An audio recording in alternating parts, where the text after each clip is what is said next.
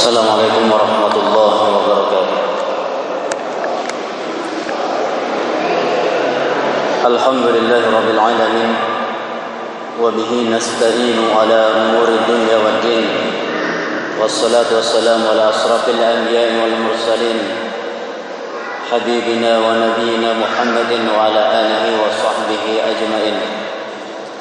Asyhadu an la ilaha illallah wahdahu la syarika lah wa asyhadu anna Muhammadan abduhu wa rasuluh.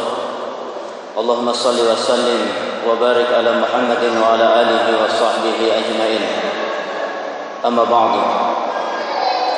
Jamaah salat maghrib yang dimuliakan Allah Subhanahu wa taala.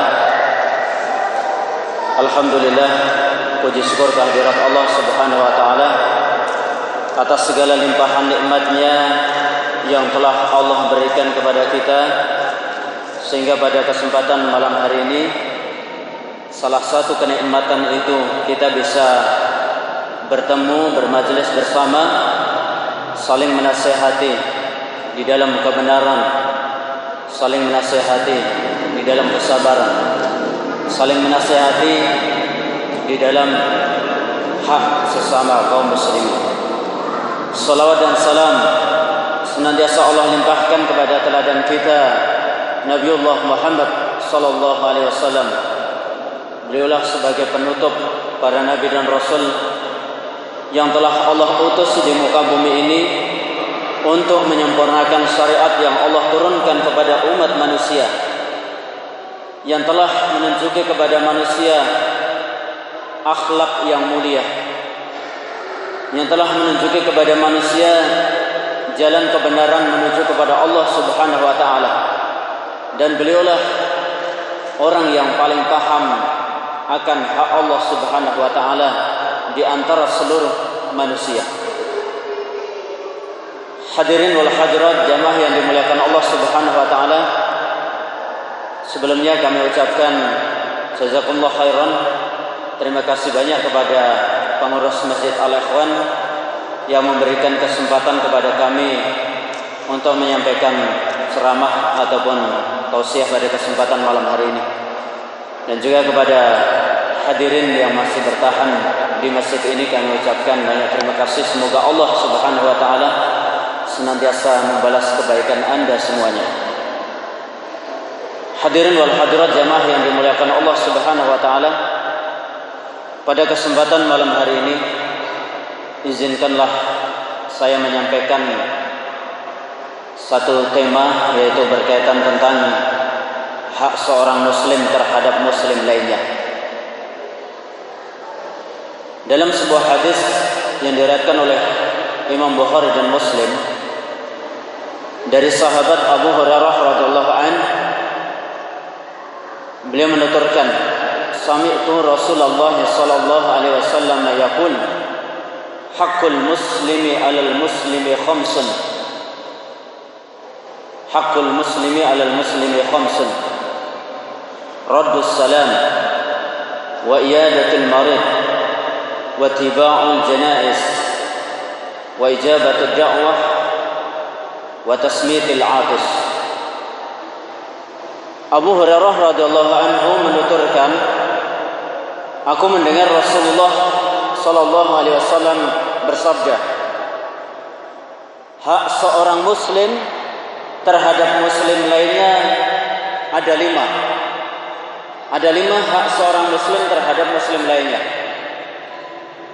Maka kemudian Rasulullah menyatakan, yang pertama adalah raddus salam, menjawab ucapan salam.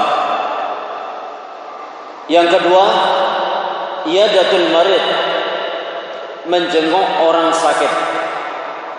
Yang ketiga, ittiba'ul janaiz, mengantar jenazah. Yang keempat, ijabatud da'wah, memenuhi undangan. Dan yang kelima, tasmidil 'atis, menjawab orang yang bersin, yang mengucap alhamdulillah.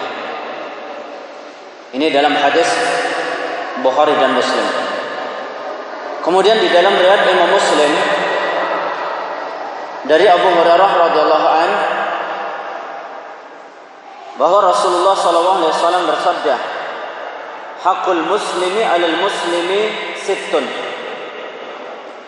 Idza laqitahu fasallim 'alaihi, wa idza da'aka fa'ajibhu, wa idza stansahaka fansahhu, wa idza 'atisa fahamidallah fasammithu, wa idza marida fa'udhu, wa idza mata fattabi'hu."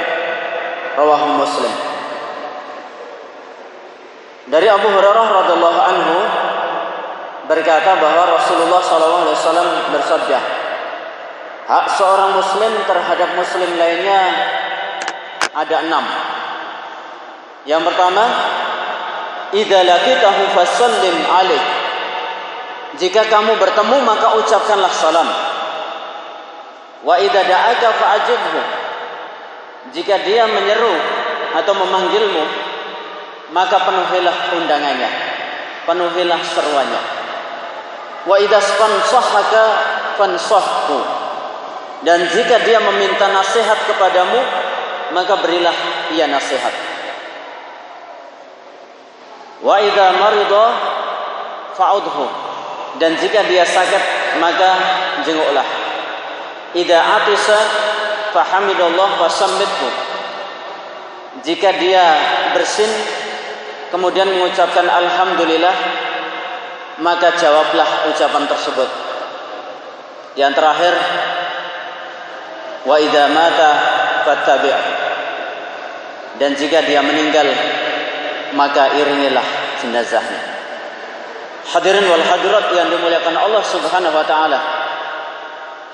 2 hadis yang sudah kami paparkan di atas, walaupun bilangannya berbeda, karena bukan suatu pembatasan ketika Rasulullah mengatakan hakul muslimi 'alal muslimi sittun atau hakul muslim 'alal muslimi khamsun.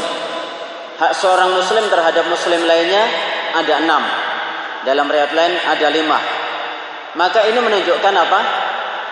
Melalui versi hadis ini, di antara adab seorang muslim terhadap muslim lainnya ada 6, ada 5. Dan boleh jadi di dalam hadis-hadis yang lainnya kita akan dapati adab-adab yang lainnya yang tidak disebutkan di dalam hadis ini. Maka bukan berarti hadis ini memberikan batasan bahwa adab seorang muslim terhadap muslim lainnya hanya 5 atau 6 saja. Tapi banyak sekali adab muslim terhadap muslim lainnya. Terkadang disebutkan secara global, terkadang disebutkan secara terperinci. Ya. Kalau hadis yang sudah kami sampaikan di atas, secara terperincinya menyebutkan ada 5 ataupun 6. Dari rincian itu masing-masing disebutkan secara global, tidak dirinci oleh Rasulullah. Misalnya yang pertama, ya, raddus salam, ya, menjawab ucapan salam. Kemudian hadis versi yang kedua tadi saya sampaikan, idza laqitahu fasallim alaih. Jika kamu bertemu maka ucapkanlah salam. Nah, nanti juga ada jawaban salam. Hadirin wal hadirat yang dimuliakan Allah Subhanahu wa taala. Ini di antara adab seorang muslim terhadap muslim lainnya. Apa yang dimaksud dengan hakul muslim? Hak seorang muslim terhadap muslim lainnya itu apa maksudnya? Ya. Al-Imam Asy-Syaukani rahimahullah di dalam kitab Subulus Salam dan juga Nailul Autar, ya, ketika menjelaskan hadis ini, beliau menyatakan yang dimaksud dengan hakul muslim alal muslim, hak seorang muslim atas muslim lainnya, maksudnya adalah ma la yang bagi tarkuhu, apa saja yang tidak selayaknya untuk ditinggalkan oleh seorang muslim, mestinya untuk ditunaikan. Wa fi'luhu imma wajiban aw manduban muakkadan, maka mengerjakannya bisa dihukumi sebagai suatu kewajiban atau sunnah yang ditekankan. Ya. Kalau yang di dalam penjelasan Nailul Autornya ada tambahan di situ. Bisa melakukannya bersifat wajib ataupun sunnah yang ditekankan yang serupa dengan wajib. Ya. Jadi hampir sama kedudukannya dari pelaksanaan memenuhi hak seorang muslim, maka hukumnya bisa wajib ataupun sunnah yang ditekankan. Artinya tidak seyogyanya, tidak selayaknya bagi seorang muslim untuk mengabaikannya, untuk meninggalkannya. Coba kita sampaikan ataupun kita rinci seperlunya. Ya. Yang pertama, raddus salam. Suatu ketika Rasulullah SAW menyampaikan kepada para sahabatnya, maukah aku beritakan kepada kalian dengan sesuatu yang jika kalian melaksanakannya, maka Allah akan mencintai kalian dan kalian akan saling mencintai. Lalu Rasulullah menyebutkan, afsus salam bainakum, sebarkanlah salam di antara kalian. Berbicara tentang mengucapkan salam, maka nanti ada perbedaan hukum antara orang yang memulai ketika bertemu kita mengucapkan salam, atau orang yang mendengar seruan salam tadi kemudian menjawab, maka hukumnya berbeda. Di dalam Islam para ulama menjelaskan, ya, hukum memulai mengucapkan salam terhadap saudara sesama muslim, hukum asalnya adalah sunnah atau mustahab, dianjurkan. Maka ketika ada sesuatu yang disunahkan di dalam Islam, ada yang dianjurkan, hendaknya kita berusaha meraihnya, kita berlomba-lomba untuk memenuhinya. Maka ketika kita bertemu dengan saudara muslim, hendaknya kita ucapkan salam, assalamualaikum. Itu hukumnya sunnah ataupun mustahab, dianjurkan. Sedangkan menjawab salam, maka hukumnya wajib. Kalau memulai hukumnya sunnah, menjawabnya hukumnya wajib. Bagi orang yang memulai salam, hukumnya sunnah bagi dia, dan dia akan mendapatkan pahala sesuai dengan berapa sempurna ucapan salam yang dia sampaikan. Karena banyak riwayat-riwayat hadis dari Rasulullah SAW, ya, di antaranya Rasulullah menjelaskan tentang pahala salam. Ya, ada 3 tingkatan. Yang pertama, assalamualaikum, ya, keselamatan atas kalian. Maka Rasulullah katakan asrah, 10 pahalanya. Kemudian Rasulullah menjelaskan yang kedua, assalamualaikum warahmatullahi, isrun, 20 pahalanya. Kalau mau sempurna dengan ucapan salam yang sempurna, assalamualaikum warahmatullahi wabarakatuh, maka Rasulullah mengatakan salasun, ya, orang yang mengucapkan itu akan mendapatkan pahala 30, sesuai dengan kebutuhan kita ataupun kesungguhan kita untuk meraih pahala dari sisi Allah Subhanahu wa taala. Kita mengucapkan assalamualaikum sudah cukup. Kalau mau sempurna lagi, assalamualaikum warahmatullahi, mau lebih sempurna, assalamualaikum warahmatullahi wabarakatuh. Dengan 3 macam salam ini Rasulullah mencontohkan kepada kita. Adapun orang yang menjawab salam hukumnya wajib.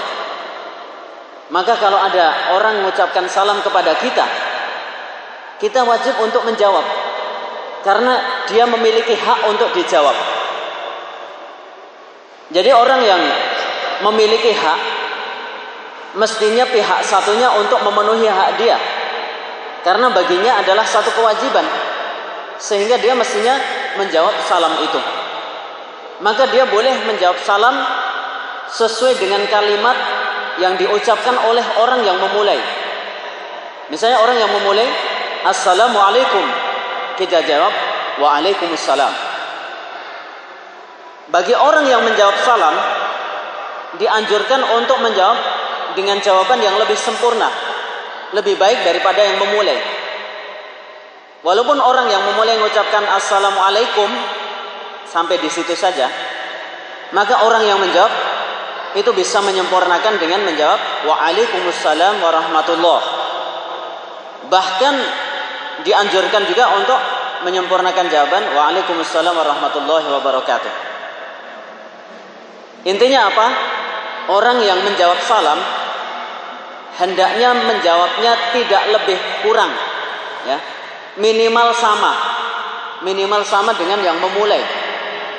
Lah kalau orang yang memulai itu mengucapkan Assalamualaikum warahmatullahi, hendaknya orang yang menjawab jangan mencukupkan diri dengan Waalaikumsalam. Tapi minimal dia dengan kalimat yang sama juga, Waalaikumsalam warahmatullahi. Apalagi kalau yang memulai dengan kalimat sempurna, Assalamualaikum warahmatullahi wabarakatuh, maka orang yang menjawab hendaknya mengucapkan dengan kalimat yang sempurna juga, Waalaikumsalam warahmatullahi wabarakatuh. Hadirin wal hadirat yang dimuliakan Allah Subhanahu wa taala. Beberapa hal lain yang berkaitan dengan salam. Kalau menjawab salam, ya, antara individu dengan individu lain, itu hukumnya wajib, ya, wajib ain, wajib bagi setiap individu yang mendengar salam itu. Tetapi kalau objeknya adalah orang banyak, maka hukumnya berubah. Menjawab salam hukumnya wajib, tetapi wajibnya adalah wajib kifayah. Kalau ada sebagian dari jamaah itu sudah menjawab, maka gugur bagi sebagian yang lainnya. Atau ketika ada beberapa orang, ada seorang melintas, seorang muslim melintas, ketemu dengan beberapa orang muslim lainnya, dia mengucapkan salam, maka yang menjawab, kalau sudah ada di antara mereka yang jawab, sudah cukup bagi yang lainnya. Walaupun kalau menjawab semua akan lebih bagus, ya, karena itu dianjurkan. Jadi ini perlu kita pahami bersama. Jemaah yang dimuliakan Allah Subhanahu wa taala. Kemudian juga berkaitan dengan adab mengucapkan salam dan menjawabnya. Siapa orang yang berhak untuk memulai salam? Memang ada beberapa hadis-hadis Rasulullah yang menjelaskan tentang itu. Di antaranya Rasulullah menyatakan dalam hadis sahihnya riwayat Imam Muslim, liusallimus saghiru 'alal kabir. Hendaknya orang kecil atau yang lebih muda mengawali salam kepada yang lebih tua. Ya, hendaknya yang lebih muda mengawali salam kepada yang lebih tua. Ini sebagai bentuk penghormatan atau pemuliaan dari yang lebih muda kepada yang lebih tua. Walaupun kalau ada orang yang lebih tua mengucapkan salam kepada anak-anak atau yang lebih muda tidak mengapa juga. Itu dianjurkan juga sebagai bentuk pendidikan di dalam Islam. Karena boleh jadi anak-anak belum tahu tentang adab-adab salam. Maka ketika orang tua itu memulai dengan amalan itu akan menjadi pelajaran bagi anak-anak. Tetapi yang dituntut di dalam hadis itu bagi seorang yang sudah terkena beban di dalam Islam atau mukallaf, maka dari yang muda kepada yang tua. Kemudian wal qalilu 'alal katsir, yang sedikit mengucapkan salam kepada yang banyak. Dalam riwayat lain Rasulullah juga menyatakan waraqibu 'alal mashi wal qaimu 'alal qaidi. Orang yang berkendaraan, orang yang naik kendaraan mengucapkan salam kepada orang yang jalan kaki. Orang yang berdiri mengucapkan salam kepada orang yang duduk. Itu diantara adab-adab siapa yang berhak untuk memulai mengucapkan salam. Jamaah yang dimuliakan Allah Subhanahu wa taala. Kemudian yang kedua tentang memenuhi undangan, ya. Ijabatud dakwah ataupun wa idza da'aka fa'ajibhu. Jika dia memanggilmu, jika dia mengundangmu, maka penuhilah undangannya. Undangan apa yang wajib untuk dipenuhi? Jumhur ulama menyatakan, ya, yang wajib dipenuhi adalah undangan walimah. Ya, undangan walimah itu hukumnya wajib. Seorang yang mendapatkan undangan untuk acara walimah, maka wajib baginya untuk memenuhi undangan itu, kecuali ada udzur, kecuali ada alasan syar'i, maka baru boleh dia tidak menghadiri undangan tersebut. Adapun selainnya, maka tergantung pada situasi, dan juga ulama berbeda pendapat. Ada yang mengatakan tetap wajib hukumnya, ada yang wajib bersyarat, gitu ya.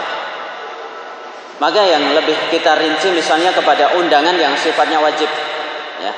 Undangan yang sifatnya wajib. Ketika ada di antara saudara muslim kita yang mengundang kita, apalagi dalam hal-hal yang sudah disampaikan oleh para ulama itu wajib untuk dihadiri, misalnya walimah, hendaknya kita memenuhi undangan itu, kecuali kalau kita ada udzur. Maka para ulama mereka menyampaikan undangan yang bersifat wajib, kemudian syarat-syarat yang harus dipenuhi di antaranya, ya. Yang pertama, seperti yang disampaikan oleh Syekh Shalih Al-Munajjid di dalam website beliau, Islamco Answer. Para jamaah mungkin ada yang aktif membuka internet, gitu ya, untuk sambil belajar Islam, maka bisa untuk mengkaji kajian Islam dari para ulama. Di antaranya seperti website yang dibimbing oleh Syekh Muhammad bin Shalih Al-Munajjid, seorang ulama dari Arab Saudi. Di antara websitenya ada Islamco, ya, Islam Question Answer singkatannya.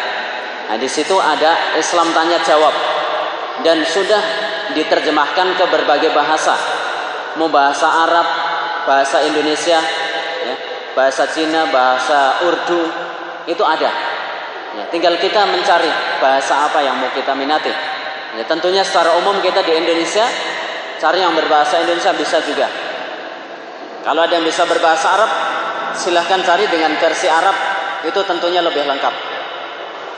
Syekh Shalih Al-Munajjid beliau mengutip ringkasan di antara adab-adab ataupun syarat undangan yang mesti dipenuhi ataupun wajib dipenuhi, ada syarat-syaratnya.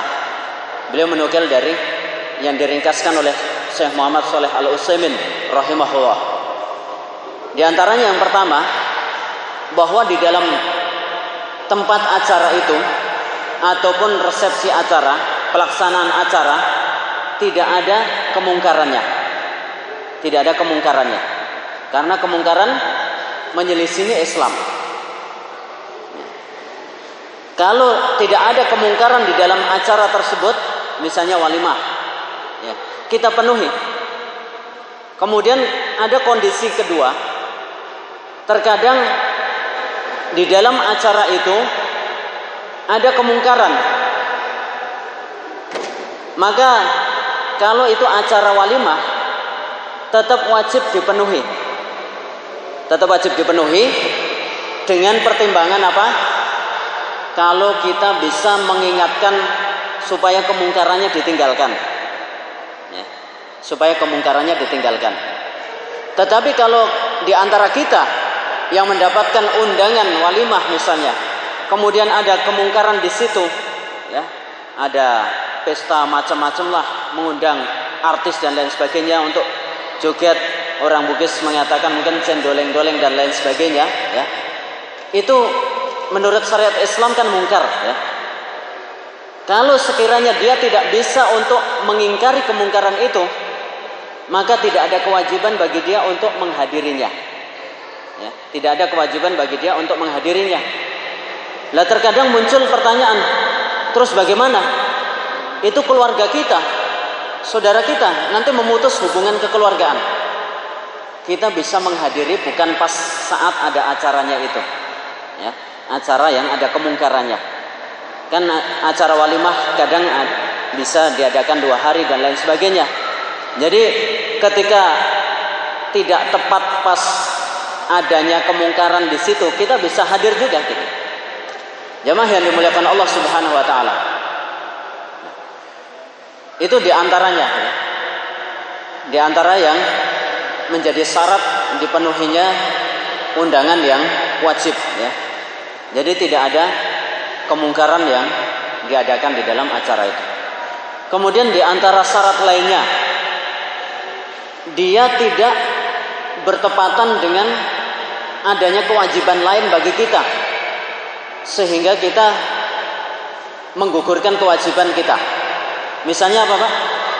Sekarang banyak orang adakan resepsi pernikahan, acaranya pas menjelang sholat duhur. Nah, sholat duhur bagi kita wajib. Maka saat itu kita punya 2 kewajiban ya. Yang pertama kewajiban memenuhi panggilan Allah, sholat duhur. Apalagi kaum laki-laki maka hendaknya melaksanakan sholat jamaah di masjid. Dan alhamdulillah saya perhatikan di masjid ini ramai jamaahnya. Semoga Allah Subhanahu wa taala menguatkan keteguhan para jamaah di sini untuk senantiasa istiqomah berjamaah sholat 5 waktu. Yang kedua, memenuhi undangan dari tuan rumah. Ini sama-sama kewajiban. Nah, maka kita nggak boleh kemudian menggugurkan kewajiban sholat jamaah kita atau sholat kita untuk mendahulukan kewajiban memenuhi undangan walimah. Jadi ketika ada yang berbenturan seperti itu, harus didahulukan kewajiban kepada Allah Subhanahu wa taala secara langsung. Dan bagi kaum muslimin khususnya yang memiliki acara ya, yang memiliki acara misalnya walimah yang sering terjadi di masyarakat, silahkan dipertimbangkan resepsi ataupun acara walimahan. Bagaimana diperkirakan ketika menjelang sholat sudah selesai, sehingga hak-hak kaum muslimin dia penuhi. Kewajiban mereka ketika kita mengundang mereka untuk menghadiri acara kita, mereka bisa memenuhi, kita juga bisa memenuhi hak mereka. Maka semestinya bagi kaum muslimin untuk memperhatikan hal itu. Jamaah yang dimuliakan Allah Subhanahu wa taala. Jadi sebenarnya banyak hal-hal yang menjadi syarat ataupun adab-adab tentang salam ya, ataupun juga memenuhi undangan, tetapi enggak kita perinci secara detail, tapi secara global saja kita sampaikan, mudah-mudahan bisa mewakili. Karena masih ada beberapa poin lainnya. Ya, kalau rinciannya perlu kita kaji secara tersendiri tentang adab-adab salam, ya, kemudian juga hak maupun kewajiban memenuhi undangan misalnya. Ya. Kemudian kita beralih kepada hak yang ketiga. Wa idzas fansohaga fansohku. Dan jika dia meminta nasihat kepadamu, maka penuhilah nasihat dia. Jika ada seorang muslim meminta nasihat kepada kita sesuai dengan kemampuan kita ataupun sesuai dengan kapasitas kita untuk memberikan nasihat kepada dia, silahkan berikan nasihatnya. Karena itu kewajiban dari kita, hak bagi dia. Ada seorang minta nasihat kepada kita, kita sampaikan nasihat itu sesuai dengan kapasitas kita, sesuai dengan kemampuan ilmu kita. Tidak perlu untuk memaksakan nasihat harus banyak dan lain sebagainya. Ya, sesuai kebutuhan yang ada. Maka merupakan kewajiban bagi seorang muslim yang dimintai nasihat untuk memberikan nasihatnya. Dan terkadang seorang muslim juga dia walaupun tidak dimintai untuk nasihat, supaya memberikan nasihat, dia bisa juga menyampaikan nasihat. Apalagi misalnya saudara muslim lainnya itu belum mengetahui tentang nasihat ataupun hal-hal yang dia sampaikan kepadanya, maka ini sangat bermanfaat sekali ya. Jadi bagi kita, boleh saja kita memberikan nasihat kepada saudara-saudara kita ya. Apalagi tentang ilmu dinul Islam ini, ilmu tentang Islam ini adalah kewajiban bagi setiap individu kita untuk mengetahui kewajiban-kewajiban kita di dalam Islam. Rukun-rukun Islam kita harus tahu semuanya itu. Kalau ada di antara kita yang tidak tahu rukun Islam, mulai dari syahadat, sholat sampai haji ya, misalnya tidak tahu tata cara sholat, ada orang yang sudah lebih tahu duluan, silahkan menyampaikan kepada yang lainnya, mengajarkan ilmu. Karena hakikatnya di dalam Islam ini, bagi orang yang sudah memiliki ilmu, hak bagi muslim lainnya untuk mendapatkan ilmu darinya. Ilmu kebaikan, ilmu kebenaran sesuai dengan tuntunan di dalam Islam, sesuai bimbingan dari Al-Quran, sesuai bimbingan dari hadis Rasulullah SAW. Maka silahkan sampaikan ilmu tersebut kepada yang lainnya. Jadi nasihat itu apa maksudnya? Sesuatu yang bisa bermanfaat bagi orang lain, itu namanya nasihat. Maka ketika ada orang minta nasihat kepada kita, hendaknya kita menyampaikan sesuatu yang bisa memberikan manfaat bagi dia. Karena saat itu dia butuh solusi. Dia menghadapi masalah, menghadapi problematika, maka butuh solusi, butuh jawaban, butuh nasihat dari kita. Hendaknya kita penuhi nasihat tersebut ya, sesuai dengan kapasitas kita, sesuai kemampuan kita ya. Kemudian berikutnya, wa iyadatul marid, menjenguk orang sakit ya. Kalau memenuhi undangan banyak dari kaum muslimin yang benar-benar menyadari, dan bahkan banyak yang bersegera untuk menghadiri acara walimah misalnya.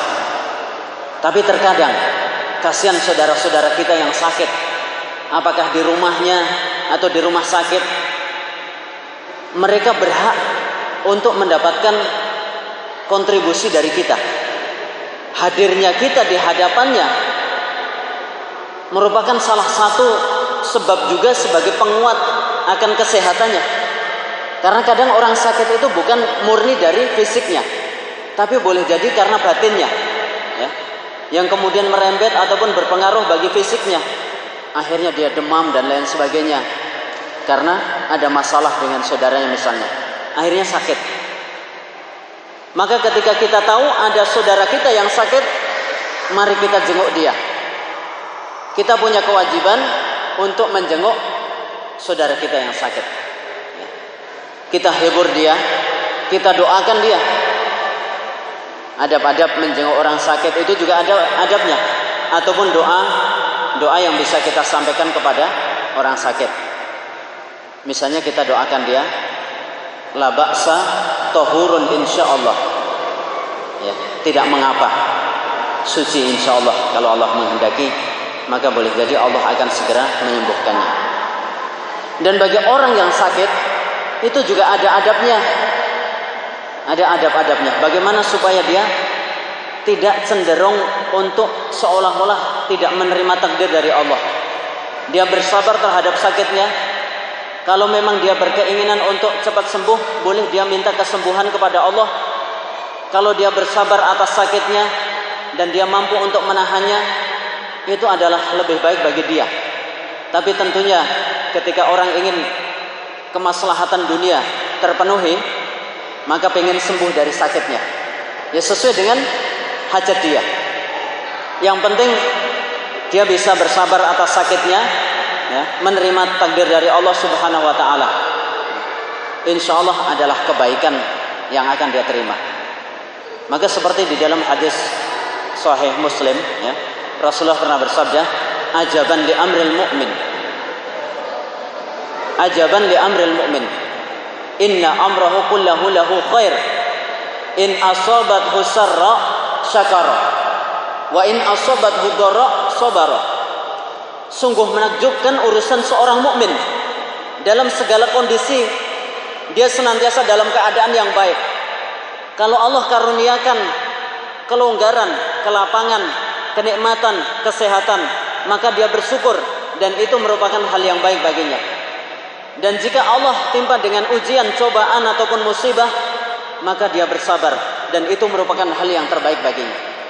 Dan masing-masing perlu kita perhatikan tentang hak-haknya. Orang sakit punya adab-adab yang harus dia penuhi. Orang yang lainnya ataupun kaum muslimin juga punya adab terhadap orang yang sakit. Dia menjenguknya, menghiburnya, bukan malah menakut-nakutin dan lain sebagainya. Nah, ini diantara adab-adab yang mesti dia perhatikan. Kemudian ringkas saja yang berikutnya, wa tasmitil aqis, wa idza atisa fahamidallah fasamidhu, menjawab orang yang bersin. Dalam riwayat lain Rasulullah katakan, kalau dia mengucapkan alhamdulillah, maka jawablah. Dalam riwayat yang lebih lengkap, idza qala lahu alhamdulillah, qala lahu akhuhu yarhamukallah. Wa idza qala yarhamukallah, qala yahdikumullah wa yuslih balakum. Ini adab ketika bersin. Jadi seorang mukmin, seorang muslim ketika dia bersin, ucapkanlah alhamdulillah. Karena bersin itu dari Allah. Ya, bersin itu dari Allah. Al-atasu minallah wa tasa'ubu minasyaitan. Ya. Bersin itu dari Allah, maka pujilah Allah. Sedangkan menguap itu datangnya dari setan. Kembali kepada bersin. Ketika seorang mengucapkan alhamdulillah, maka saudaranya yang mendengar orang yang bersin mengucapkan alhamdulillah, dia mendoakan yarhamukallah. Segala puji bagi Allah. Kemudian dijawab, semoga Allah merahmatimu. Ketika saudaranya mengucapkan yarhamukallah, maka yang bersin tadi balik mendoakan lagi, yahdikumullah wa yuslih balakum. Semoga Allah memberikan petunjuk kepadamu dan memperbaiki keadaanmu. Jadi Islam itu mengajarkan segala adab yang baik. Ya, ketika ada yang bersin mengucapkan alhamdulillah, saudaranya jawab yarhamukallah, yang bersin lagi jawab yahdikumullah wa yuslih balakum. Jadi ada ucapan-ucapan, kalimat-kalimat yang mesti ditunaikan dan itu merupakan tuntunan di dalam Islam.